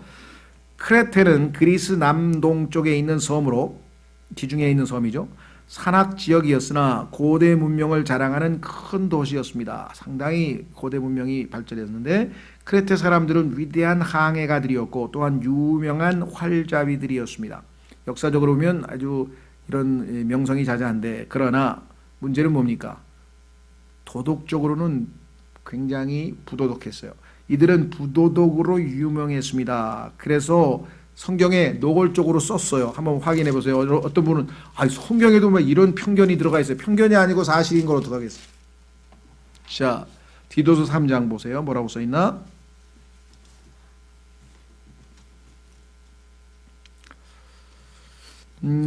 디도서 어디 갔냐? 크레테 사람들은 1장이군요. 1장 12절 보시면요. 1장 12절 보시면 중간에 이런 표현이 있어요. 사도 바울이 사도행전 17장에서 설교할 때도요, 이방 사람이지만 이방인들 중에서 유명한 문학가, 시인들의 글을 인용합니다. 그러면 하나님께서 우리가 다 사용할 수 있어요. 예를 들면은 그 유명한 중국에서 중용이라고 하는 책이 있는데, 중용이라고 하는 것은 요즘에 얘기하는 극단에서 중간 정도의 위치, 그렇죠?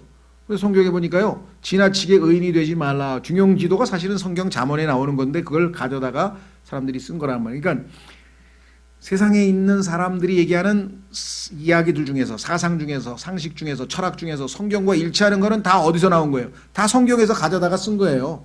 그래서 우리가 그걸 부인할 필요가 없다는 거예요. 그래서 유명한, 예를 들면 스피노자가 얘기했다. 내일 뭐라고? 지구가 멸망할지라도 나는 오늘 한 그루의 나무를 심겠다. 그 성경적으로 맞는 얘기잖아요. 성경에 보니까 예수님 오실 때 현장에서 농사 짓다가 휴거되고 데려감을 당한다 그랬지, 그냥 어디 가서 예수님 온다고 다 집 팔고 어디 산에 가서 그냥 흰 옷 입고 막 하늘 쳐다보면서 찬송하고 노래 부르다가 예수님 만나는 게 아니잖아요. 정상적인 생활에서 땀 흘려 일하는 가운데 주님께서 갑자기 오시면 우리가 떠나는 것인 것처럼, 그래서 세상에 있는 사람들 중에서도요, 제대로 똑똑한 사람들의 경우에는 상당히 성경에 근거한 이야기들을 꽤 많이 했습니다. 명언들도 많이 남겼고요. 그래서 우리는 그런 것들에 대해서 주저없이, 여기도 지금 인용했는데 어떻게 보세요? 12절. 그들 중에 한 사람 곧 그들의 대언자도 얘기를, 크레테 사람들은 항상 거짓말쟁이요 악한 짐승이요 게으른 탐식가라 하였는데, 자기들이 그렇게 얘기했는데 이 증언이 참되더라. 그러므로 그들을 엄히 꾸짖으라. 이런 성향이 세죠. 중국 사람들은 자기들이 스스로 입으로 말하더라고요. 우리들은 다 거짓말쟁이에요. 우리 말 믿지 마세요. 그래서 왜 그러니까 어렸을 때부터 그냥 우리는 거짓말을 밥 먹듯이 했대. 그래서 그리고 그게 전혀 문제되지 않는데 중국에서는 다 거짓말을 하니까. 야, 그 얘기를 듣고 내가 너무 깜짝 놀라버린 거예요. 그렇죠. 게다가 또 우리나라에서는 정말 그런 얘기를 할 수 있을까, 인간으로서 감히? 그런 분도 또 계세요. 그분의 명예를 내가 실추시키고 싶어서 그런 건 아니고, 어떻게 그런 얘기가 입에서 나왔을까 정도인데요. 자기 의의가 너무 센 거죠. 왜? 고 김대중 대통령 하신 말씀, 나는 평생에 거짓말 단 한 번도 안 했습니다. 그래서 아유 지금 하신 말이 거짓말인 것 같은데요. 그 지금 금방 거짓말 한 번 하신 것 같은. 농담 삼아 그랬는데 어떻게 인간인데 그런 얘기를 하죠? 그리고 자기가 그 감옥에 있으면서 밤낮 성경 읽었다고 또 그랬는데 성경에 써 있잖아요. 로마서 3장 4절에 하나님은 참되시나 사람은 다 거짓말장이라 하라. 근데 어떻게 거짓말장이가 아니에요 인간이? 야, 뭐 거짓말을 안 하려고 노력했습니다까지는 내 이해가 되겠는데 하여간 뭐 제가 누구를 비방하려는 건 아니고 인간이 어떻게 하나님 앞에서 그런 말을 할 수 있을까 좀 내가 보기에는 지나치게 의인이 된 거예요. 그래서 잠언에서 보니까 지나치게 의인이 되지 마라. 그죠? 네. 그리고 남들이 나한테 막 욕하잖아요. 저주하잖아요. 네. 그냥 그냥 가만히 있으라 이게. 반응하지 말고. 왜? 너도 뒤에서 남 다 저주했는데 너도 뒤에서 요즘 말로 속된 말로 뒷담화 다 깠잖아 너도. 근데 뭐 남들이 너한테 한다고 막 흥분하고 막 화를 내고 왜 그래? 너도 그랬는데. 아 그걸 읽고 나니까 뭐 누가 나 욕하는 거에 대해서 댓글 다는 거에 대해서 정답은 그거야. 그걸 딱 읽고 나니까 누가 나한테 뭐 댓글 달지도 않지만 난 유명하지도 않아. 난 뭐 댓글 다는 것에서 벗어날 수 있는 방법은 뭐냐? 나도 옛날에 남한테 그런 짓 했으니까. 그렇죠? 남들이 나한테 뭐라 그러면 그래 맞습니다. 대표적인 사람이 누구예요? 다윗 아니에요. 다윗은 자기 신하가 말이지. 이 벨리알의 자식아 말이야. 네가 우리 조상 저기 뭐 사울의 왕위를 빼앗아 가지고 네가 왕노릇 하더니 잘 꼴 좋다. 아들한테 아들이 역모를 도모해서 도망치는 꼴이 됐구나 하면서 막 제사 아주 막 그 치무이가 막 신랄하게 저주를 하는데 다윗이 거기서 뭐라 그랬어요? 옆에 있던 경호 대장인 요압인가? 칼을 빼. 저 개담의 XX 죽이겠다고. 저런 건방진 놈이 어딨냐고 왕이 내버려두라 이게. 하나님께서 저 사람을 시켜서 나 지금 저주하는 내가 얼마나 하나님 앞에 형편없는 자인지를 알려주려고 하나님이 그러시는데 네가 왜 나서냐. 그렇게 얘기를 했죠. 근데 거기서 끝났으면은 바울의 위대함은 절반만 평가되는데 그 다음 말이 위대한 말이에요. 뭐냐?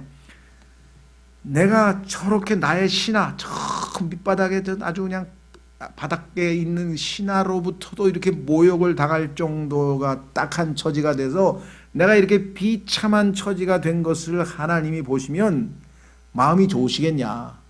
하나님이 나를 보면 아이고 내가 뽑은 이스라엘 백성의 왕이란 자가 이렇게 비참한 처지에 돼 있다는 그것을 보면 하나님께서 마음이 뭐예요? 아프실 거 아니냐? 그럼 하나님은 긍휼이 많으신 분이니까 나한테 잘해줄 거 아니냐? 내가 노리는 건 바로 그거다 이거죠.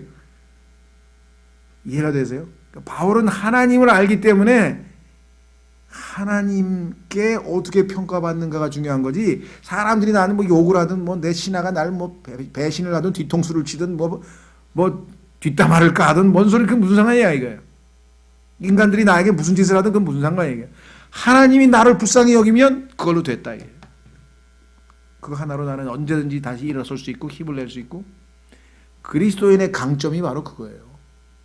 뭐 근데 어떻게 교회 다니고 뭐 신앙이 좋다는 무슨 연예인도 보니까 막 괴로워. 물론 인간이니까 기분은 안 좋지. 그렇죠. 예, 저도 누가 무슨 아니 난 얼굴도 모르는 분이야 그분이. 나는 이름만 들었지 그 양반 얼굴도 모르는데 왜 갑자기 내 이름을 써가지고 막 무슨 나 욕하는 설교를 또 유튜브에다 떡 해놔가지고 사람들이 그거 보셨어요? 아니 못 봤는데 그랬더니 아 유명해지셨던데 아 난 보니까 그 사람이 나하고 얼굴을 한 번도 얼굴도 서로 못 본 사람이야. 근데 뭘 보고 그랬지? 뭐 여기저기 무슨 소문을 들었나 보죠. 자기를 기분 나쁘게 하는 소문을 들었는지 어쨌는지. 하여간 그런 일들이 보여요. 뭐 그런 분들 많아요. 뭐 누가 그러는데 뭐라 그러던데 그럼 저는 뭐 그게 나하고 무슨 상관이냐 이거야. 하나님 앞에서 내가 조금이라도 꺼리낌이 있으면 그때는 이제 난 정말 괴롭지. 근데 하나님 앞에서 난 다 자백할 거 자백하고 괜찮아. 그럼 다윗처럼. 자 다시 돌아갑니다. 밑으로 내려갑니다. 부도덕으로 유명했대. 크레테 사람들이 오순절 때 예루살렘에 왔었기는 했으나 그곳에 언제 어떻게 교회가 세워졌는지는 알려지지 않다. 누군가가 돌아가면서 오순절날 거듭난 사람이 누군가가 돌아가서 복음을 전했겠죠. 제일 유명한 게 뭡니까? 이티오피아 내시가 구원받고 돌아가서 이티오피아를 복음 전해서 이티오피아가 아프리카에서 유일한 기독교 국가가 되어버렸다. 엄청나죠. 자 바울은 첫 번째로 로마에서의 투옥으로부터 풀려나자 그는 디도와 함께 크레테로 갔습니다. 바울은 그곳에 디도를 남겨두고 이 교회를 잘 세워라 하고 맡기고 떠났죠. 그래서 부족한 것, 여기에 지금 많은 게 부족해. 교회가 아직 틀이 안 잡혔어. 아직 체계가 안 잡혔어. 그러니까 많은 부족한 것을 바로잡아라. 그러기 위해서는 장로를 임명해서, 집사를 임명해서 교회의 질서를 잡아라. 그래서 각 도시에서 장로들을 임명하게 하였다. 무엇으로? 감독으로서. 장로들 중에서 감독으로서 임명하라 이 말이니까. 영어로 얘기하면은 그죠? ordain elders as bishop 이렇게 되는 as bishop 감독으로서. 어떻게 할 수 있는가? 장로들을 임명하라고 해놓고 7절에 가서 감독의 조건을 하면서 주어가 감독으로 바뀌어요. 디도서에서. 이건 명백하게 장로들이 10명 중에서 3명을 감독으로 임명해서 그 사람이 직분을 감당하도록 하라 이렇게 되겠죠. 자, 후일 바울은 디도에게 니코폴리스로 오라고 했고 아마 거기서 그는 달마티아로 간 것 같습니다. 넘어가서 이제 개요는 뭐냐? 지역교회에서 장로들을 임명하는 것에 대한 얘기고요. 그 다음에 지역교회의 오류들에 대해서 지적을 했고요. 지역교회에서의 훈련의 필요성에 대해서 강력하게 이야기를 했습니다. 그리고 결론을 내렸죠. 자, 보완 설명합니다. 이 짧은 서신은 크레테 섬에 있는 몇몇 지역교회의 장로들을 임명하는 것을 다루고 있습니다. 디모데에게 쓴 편지에서처럼 바울은 하나님의 집을 다스리게 될 사람들에 관해 주의 깊게 주목해야 할 점들을 말하고 있습니다. 그래서 디모데 전서와 디도서 두 개가 서로 상호 보완하면서 교회의 여러 조직과 질서에 대해서 언급하고 있다. 중요한 자격 중 하나는 가르치는 능력인 바 이는 거짓 교사들이 폭로되어 교대로부터 축출되어야 하기 때문입니다. 나머지 두 장에서는 지역교회 지체들이 마땅히 갖추어야 할 행실과 확신을 다루고 있습니다. 그래서 디도서 2장에 보면요, 모든 지체들, 즉 교회 지체들의 책무가 거기 써 있어요. 한번 보세요. 디도서 2장.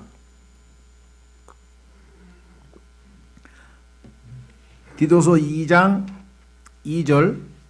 디도서 2장 2절. 연로한 남자들, 여기 나이 드신 남자들인데 보통 60세 이상, 성경선양은 60세 이상의 과부라고 이렇게 한 걸 보면 기준이 어느 정도 60세인 것 같아요. 연로한 남자들이 맑은 정신을, 그 다음에 3절에 연로한 여자들도 이렇게 나와 있죠.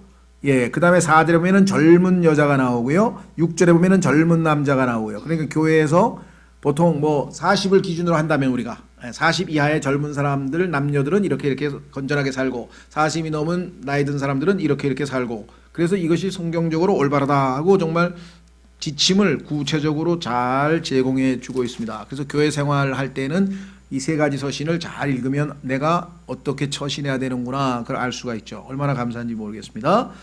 교회에서 정말 교회가 잘 질서를 유지하려면 이 세 서신을 잘 가르쳐야 되고, 저희 교회에서도 뭐 2번, 3번 가르쳤는데 또 기회가 되면 한번 오후 성경 공부 시간에 했으면 좋겠죠. 자, 그 다음에 밑으로 가셔서 주님의 다시 오심이 가장 실제적인 진리로 제시되고 거룩한 삶을 살도록 도전하는 진리로. 그렇죠. 아까도 얘기했죠. 주님이 오심을 사랑하는 자는 어떻게 산다고요? 주님이 순결하신 것처럼 순결하게 산다고 아까 요한 1서에서 봤잖아요. 여러분, 주님이 오시는 거를 확실하게 믿고 있는 사람은 그 주님이 오실 때 내가 주님 앞에 올바른 모습으로 발견되기를 원하는 마음이 있을 것이고, 그러자면 이 땅에서 순종하는 삶을 살 수가 있죠. 그러니까 너희들은 왜 현실 생활은 매일매일의 현실에 대해서는 언급을 안 하고 다 예수님의 재림 얘기만 하냐 하는데, 재림 얘기를 하는 것이 미래의 먼 뜬구름 얘기를 하는 것이 아니라 그 재림이 너무나 확실하기 때문에 오늘 내가 재림을 준비하기 위해서 어떻게 사느냐가 결정이 되지. 그렇죠?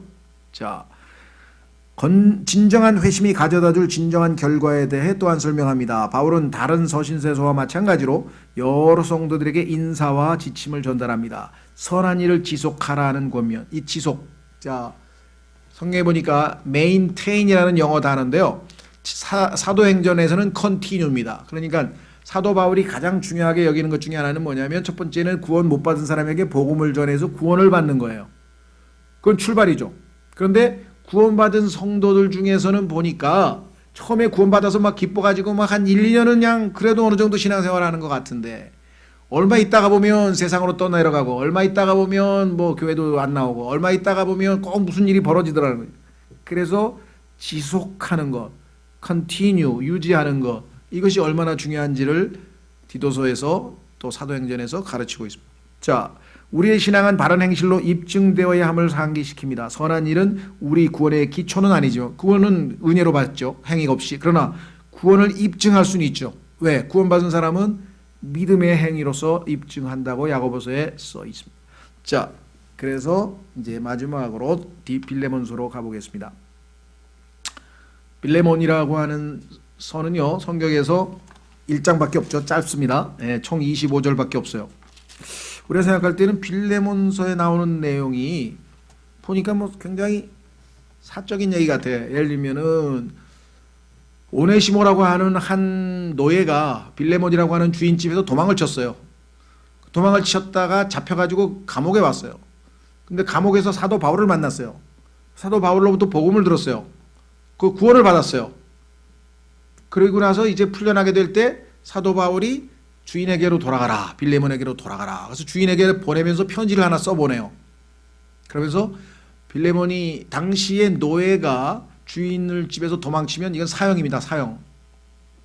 그러니까 정말 당시로 치면 큰 죄를 졌지만 그리스도인이 됐으니 형제 사랑으로 받아주라. 그 다음에 너한테 손해를 끼쳤을 거 아니냐 이거죠. 예를 들면 노예가 하루에 무슨 뭐 100만 원 정도의 생산성을 높이는 일을 매일매일 하고 있었는데 한 달에 한 번씩 했었는데 그러면 1년이면은 1200만 원 손해 본 거 아니겠어요? 예를 들면. 그 다음에 그 노예 값을 지르고 샀으니까 노예 값도 날라간 거고 그러면 큰 손해를 입었을 텐데 그 사람이 만약에 너에게 끼친 손해가 있다면 그거를 내가 갚을 테니까 내 외상장부에다 달아라. 내가 가면 내가 갚아주마. 왜? 능력이 없는 사람이니까. 그리고 그를 형제로서는 이제는 대해주라. 이렇게 지금 당부하는 이야기가 나오는데요. 성경에 이 얘기가 왜 쓰였을까? 스스로 한번 생각해 보세요, 여러분. 바울이 가르치는 성경의 진리는, 교리는 단순히 교리에서 멈추는 게 아닙니다.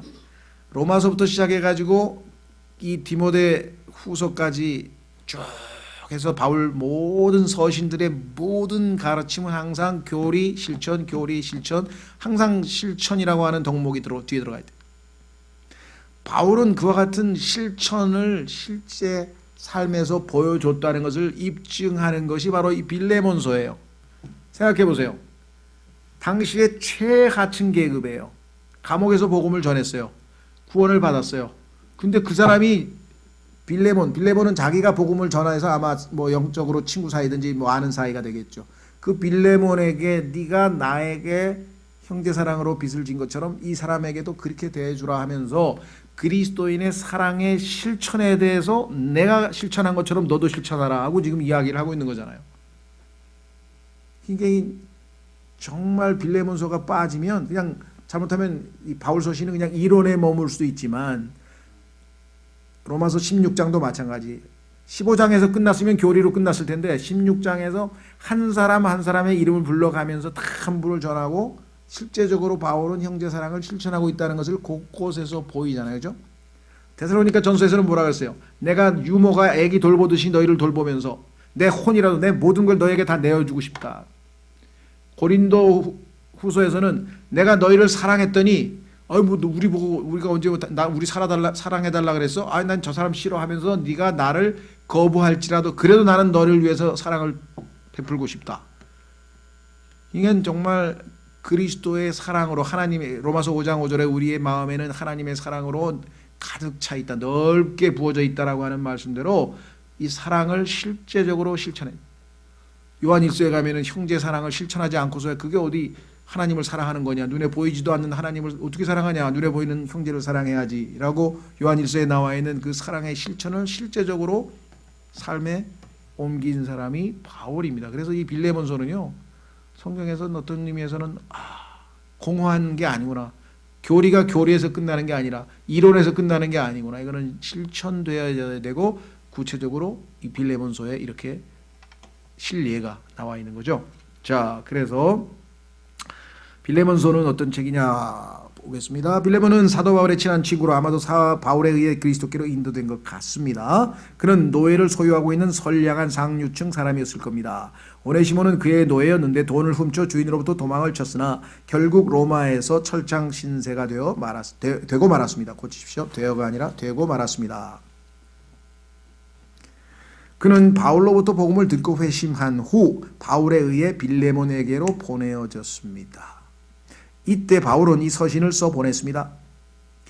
도망친 노예로서 오네시모는 로마의 법에 따르면 채찍질, 고문 및 십자가 처형을 당할 수밖에 없었으나 바울은 빌레몬에게 은혜를 베풀 것을 강권하고는 너는 그러지 말라.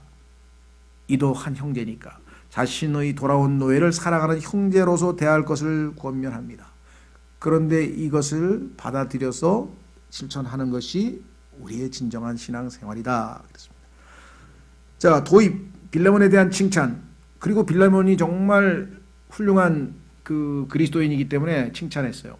네, 입 바른 소리는 아니었어요. 그러나 지혜로웠죠. 왜? 우리가 보통 어떤 사람에게 뭐 부탁할 때는 그 사람에게 좋은 칭찬을 먼저 하는 거죠. 그 다음에 오네시모를 위한 간청, 그 다음에 바울의 언질, 내가 약속하마. 혹시라도 이 사람이 못 갚은 게 있다든가 내가 다 갚겠다. 밑으로 내려갑니다. 바울은 유익이 되는 혹은 이익을 가져오는, 신기하죠. 오네시모라고 하는 이름, 이 노예의 이름이 유익을 가져오는 또는 이익을 가져다 주는 이란 뜻이에요. 그러니까 우리가 생각할 때는 주인에게 손해를 끼쳤는데 실제적으로는 나중에는 왜 이익을 가져다 줬습니까? 그리스도의 형제로서 되돌아왔잖아요. 그러면은 단순히 그냥 이 세상에서의 노예 주인 관계가 아니라 그리스도 안에서 한 형제와 지체가 됐으니 얼마나 큰 유익을 끼쳤는가. 아마 오네시모가 하나님께서는 정말 놀라우신 분이구나. 이렇게 천하고 이렇게 정말 가능성이 없어 보였는데 내가 복음을 전하고 싶어도 저 사람은 안 될 거야 하고 그냥 내버려 뒀던 그런 사람이었는데 바울에게로 가서 하나님께서 복음을 전해서 이렇게 사람이 변화돼 가지고 만약에 변화되지 않고 감옥에서 나왔으면 어떻게 했어요? 당연히 도망쳤겠죠. 그런데 바울이 가라 그러니까 왜? 자, 이게 중요합니다. 여러분 생각에는 하나님 너무하시, 노예로 이 땅에 태어났으면 이제 예수님이 믿었으면 됐지 뭐 다시 빌레몬한테 가서 또 노예 생활하라 그러시는가. 자, 미국의 노예 해방이라든가 영국에도 노예 해방 같은 게 있었는데 이 노예 해방에 대해서 우리가 좀 조심스럽습니다. 그 자체를 우리가 다 부인할 수는 없지만 성경에서 어떤 사람이 내가 크리스찬이야, 그러니까 내가 이 세상에서 살다 보니까 노예야 내 신분이, 그런데 내가 하나님을 믿는 그리스도인이 되었어. 나는 그리스도 안에서 자유인이다. 왜? 그리스도께서 나에게 자유를 주셨다고 성경이 말씀하셨다. 그래서 주인 필요 없어요. 난 나갑니다 하고 마음대로 나갈 수 있느냐? 아닙니다. 자기가 구원받을 때의 자신의 상태, 그게 노예면 노예, 자유인이면 자유, 학생이면 학생, 농부면 농부, 일단 그 있는 그 자리에 그대로 머물러 있으라는 거예요. 그래서 농부면 더 훌륭한 농부가 되고, 선생님이면 더 훌륭한 선생님이 되고, 장사꾼이면 더 훌륭한 장사꾼이 되고, 공무원이면 더 신실한 장사.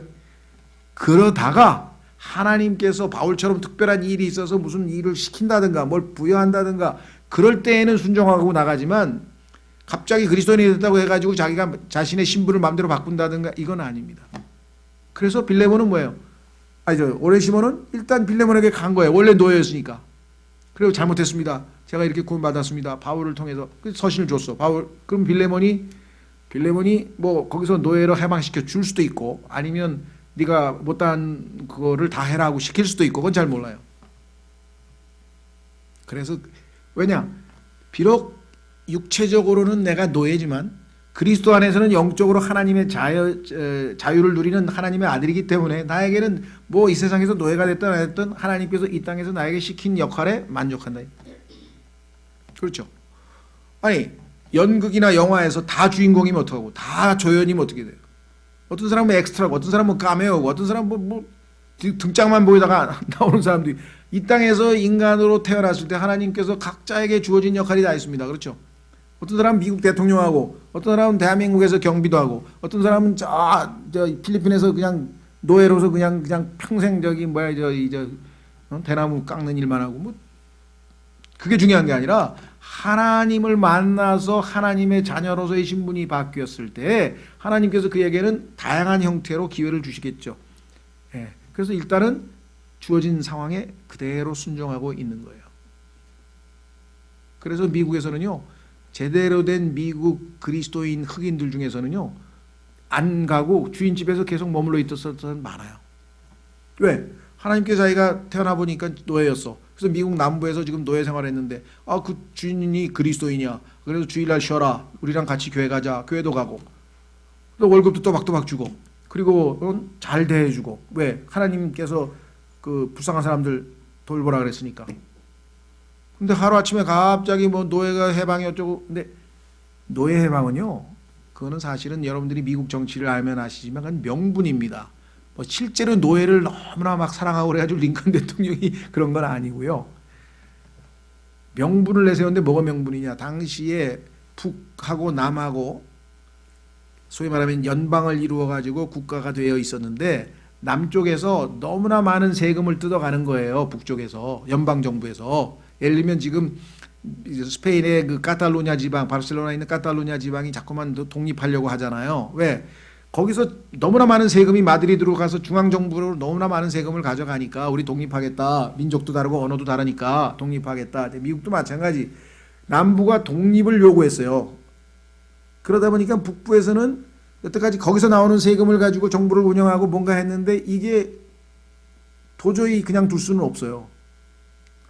그러니까 어떻게 명분을 내세웠냐? 면화 농장이 있기 때문에 대다수의 흑인 노예들이 다 남부에서 그 면화 농장에서 일했으니까 이 노예에게 해방을 시키겠다고 하는 좋은 명분을 앞세워서 사실은 남쪽을 전쟁으로 쳐서 독립 못하게 막은 것이 실제적인 전쟁의 원인이지, 겉으로 드러나는 것은 이제 표면적인 것 뿐이죠. 이런 게 얼마든지 역사 안에 있을 수 있습니다. 그래서 그 링컨의 노예 해방이 성경적으로 하나님께 뭐 정말 영광을 돌린 위대한 사건인가, 여기에 대해서는 이제 퀘스천 마크입니다. 해석이 달라질 수가 있어요. 하나님께서는 이 세상에서는 일단 주어진 그대로, 그래서 실제적으로 노예 해방했는데 어떻게 됐습니까? 나가가지고 흑인들이 나가보니까 직장도 못 얻어. 자유는 자유인데 직장도 없어. 아무것도 없어. 그래 어떻게 했어요 나중에? 다 지금 3천만 명의 흑인이 일 안 하고 지금 다 복지 돈 받아서 먹고 삽니다. 지금 일도 안 하고.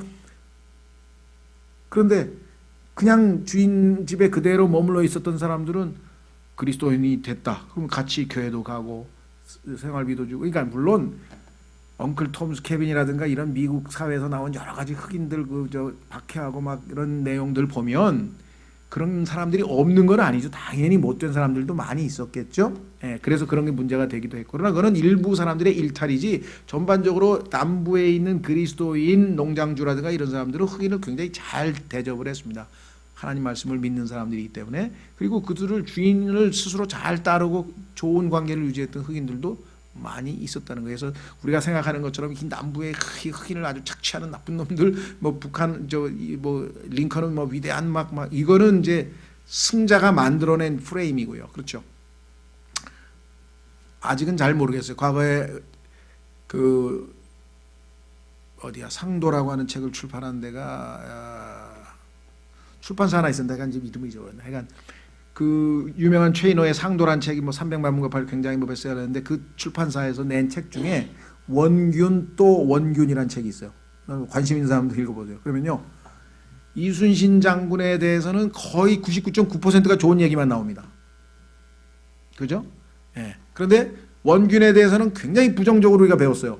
근데 실제 민간 역사에서는 원균이 굉장히 훌륭한 사람으로 나옵니다. 또 그리고 또 그래서 정말 승자 독식처럼 이 역사를 승자가 아주 그냥 누가 이렇게 막 각색하고 막 이런 일들이 뭐 비일비재하다는 것을 우리가 염두에 두면 객관적인 진실은 많이 달라질 수도 있다는 거예요. 예, 그래서 이 특히 노예 문제에 대해서 하나님께서 무슨 노예 착취라든가 노예를 괴롭히고 뭐 이런 것들을 찬성한다는 것은 아니지만 이 땅에 하나님께서 우리에게 허락하신 그 상황에 대해서는 각자 우리가 예를 들면 뭐 아까 얘기한 것처럼 자기가 태어난 상황에 맞게끔 하나님과의 관계를 회복하고 어떤 먹든지 뭐 하든지 간에 하나님께 영광을 돌리는 것이 중요한 것이지, 그렇죠? 갑자기 뭐 신분을 바꾸고 막 이런 건 아니다는 거, 그걸 좀 특히 노예해방 운동과 관련지어서 조금 조심했으면 좋겠어요. 그렇다고 해서 정말 그 노예들의 이 억울한 일들을 돌봐주고 해서 이 신분 뭐 이런 것 열심히 일한 사람들, 역사에 보면 훌륭한 사람들 다 잘못됐다 이런 건 아니고요. 이건 좀 구분해서 보시면 좋겠습니다. 자, 그래서 결론을 내리겠습니다. 바울은 유익이 되는 이란 뜻을 지닌 오네시모라는 이름을 사용해서 권면합니다. 빌레몬이 바울에게 과거에 보내준 친절과 사랑에 대해 칭찬한 후 바울은 그에게 노예에 대한 율법의 요구를 넘어서서 형제로서 오네시모를 받아들일 것을 간청하고 있습니다. 바울이 그가 빚졌던 내가 내게 빚졌다면 이란 표현을 사고 있음을 주목하십시오. 사랑의 빚을 많이 졌죠. 왜냐하면 바울이 복음을 전해줘서 하나님의 자녀가 되는데 기여했고 하다 보니까 오네시모로 인한 모든 손실에 대해 바울은 자신이 갚겠다고 약속합니다. 바울은 빌레몬이 자신이 제안한 것보다 훨씬 더 잘할 것임을 확신한다고 말하면서 서신을 마무리합니다. 내가 너를 아는데 내가 부탁한 것보다 너는 아마 더 할 거다. 그만큼 너가 형제 사랑이 많은 것을 내가 안다. 이렇게 얘기를 하고 부탁을 했네요. 그리고 자신이 석방되어 그를 찾아가 만나기를 바라고 있음도 알려줍니다. 나도 너를 꼭 이제 석방되면 나가서 만나고 보고 싶다. 이 서신은 기지 문학의 전형으로 화해의 복음을 아름답게 그려내고 있다고 하겠습니다. 그러니까 우리가 어떤 사람들을 화해시킬 때에 얼마만큼 지혜롭게 일을 진행시켰는가. 그렇죠. 바울은 빌레몬을 칭찬합니다. 훌륭한 그리스도로서. 근데 빌레몬, 네가 나에게 사랑의 빚을 진 자로서, 그렇죠? 내가 너에게 부탁을 하면서 너도 내가 너에게 사랑을 베풀듯이 이 오네시모를 형제로서 잘 대했으면 좋겠다. 그러면서 나는 내가 부탁한 것보다 훨씬 더 잘할 것이라는 사실도 잘 알고 있다. 이렇게 얘기를 했습니다. 그러니까 참 우리가 보기에 이렇게만 서로가 대한다면, 서로를 이렇게 사랑한다면 교회 안에 무슨 문제가 있을까 생각해 보면 화해의 복음을 아름답게 그려내고 있는 것은 너무나 분명한 것 같습니다.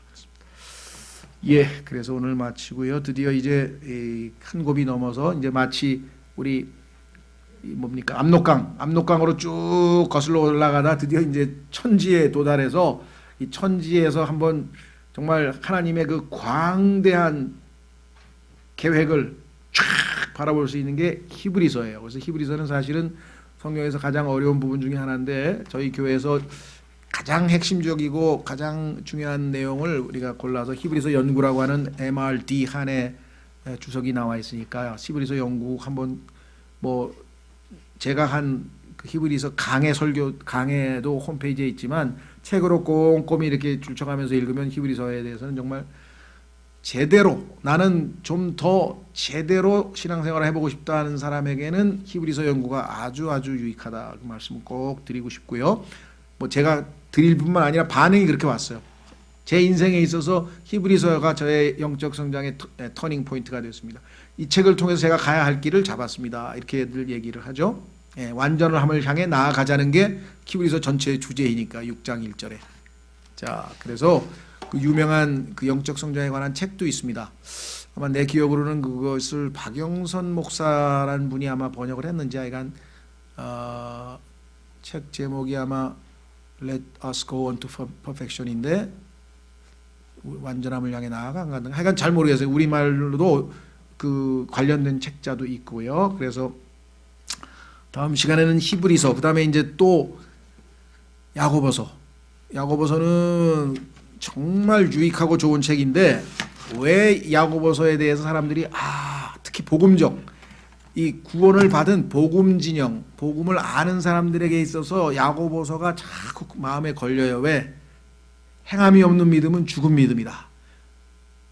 그 얘기가 헷갈리기 시작하는 거예요. 아니 행함이라니? 구원은 거저 선물로 받았는데 왜 자꾸 행함 얘기를 하지? 그러니까 구원 이후의 삶에서의 행위를 얘기하고 있는데 그 행함이 자꾸만 걸려서 심지어는 마틴 루터도 야고보서를 제대로 소화를 못했어요. 세대적 진리를 모르면 소화를 못해. 그래서 뭐라 그러는지 아세요? 야고보서를 보고 짜증을 냈어. 이 지푸라기 같은 서신이 나를 신경을 건드리네. 로마서 갈라디아서 하면 아멘 할렐루야. 내가 바라던 바하고 나하고 똑같은, 너무너무 기쁜데 야고보서는 소화가 안 되는 거야. 왜? 야고보서의 기본 개념은 그리스도인이 영적으로 성장해 가는 것에 대한 실천에 관한 내용이지 구원에 관한 교리를 설명하고 있는 게 아닌데 자꾸만 구원의 교리랑 연결시키니까 안 맞는 거예요, 교회가. 심지어는 어떤 일이 벌어졌는지 아세요? 에피소드가 성경을 공부하던 사람이 답답해가지고 야, 왜 로마서하고 야고보서는 모순이 될까? 99%는 모순된다고 생각해요. 그거만 딱 비교해. 왜? 아니 분명히 믿음으로 의롭게 된다 그랬는데 야고보서는 사람이 믿음으로만 의롭게 되는 것이 아니고 행함으로 되느니라 이렇게 딱 써 있어. 아니 왜 어떻게 행함으로 의롭게 돼? 하나님이 보실 때는 우리는 믿음으로만 의롭게 돼요. 그런데 사람들이 나를 의롭다고 인정해 주려면 내가 행함이 없으면 인정을 안 해줘. 그래서 성경에서는 하나님 before God, 하나님 앞에서냐 사람들 앞에서냐 이것만 구분하고 딱 보면은 문제 하나도 안 되고 모순이 아닌데 두 개만 딱 보면 믿음으로만 의롭게, 여기는 믿음으로만이 아니라 행함으로 의롭게 된다? 아니 모순이구나. 아니나 다를까 컴퓨터에다 집어넣었어요. 분석을 했어요. 결론 로마서와 야고보서 명백히 모순입니다. 컴퓨터가 내린 AI도 그럴 것 같아요. AI도 아마 명백히 모순입니다. 아마 답이 나올지도 모르겠습니다. 근데 그건 아니에요. 근데 마틴 루터조차도요. 아직 그 기본적인 복음만 알았지 그 이후에 히브리서 이후에 유다서까지 하나님께서 우리의 완전함을 향해서 성장하기 위해서 필요한 것들을 충분히 소화해내지 못했기 때문에 그런 실수가 빚어졌다는 거예요. 이해가 되세요? 다음 시간에 우리 한번 히브리서서부터 또 공부해 보겠습니다. 예, 마치겠습니다.